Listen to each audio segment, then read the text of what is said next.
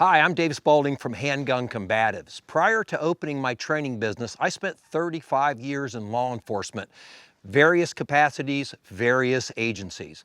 And what I want to talk about today is that vaunted Fourth Amendment standard for the use of force.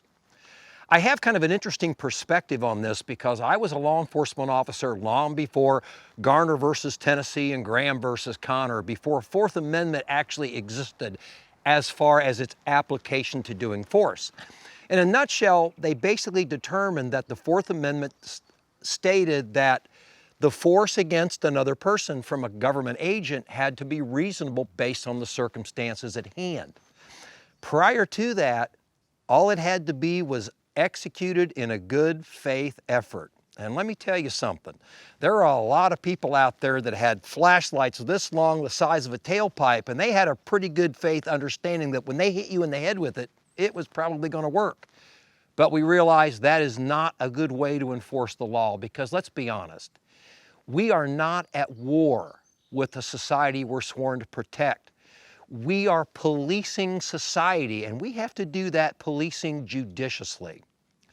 The problem in this day and age is, and I'm going to be perfectly honest with you, just because your use of force was reasonable based on the circumstances at hand doesn't mean that's how it's going to be viewed. Let me be honest with you. If you use force, here's the factors that are going to be involved. Did it make public attention? Is the prosecutor in your county seeking higher office?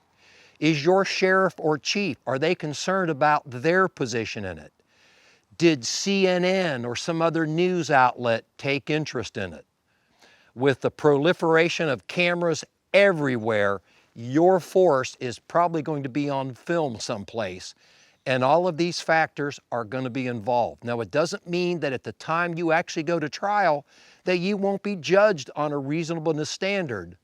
But understand that reasonableness is probably not going to be a factor in the initial review of your use of force.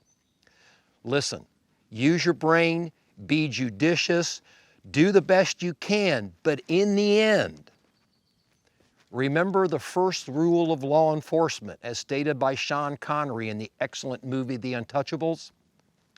Make sure when your shift is over, you go home alive.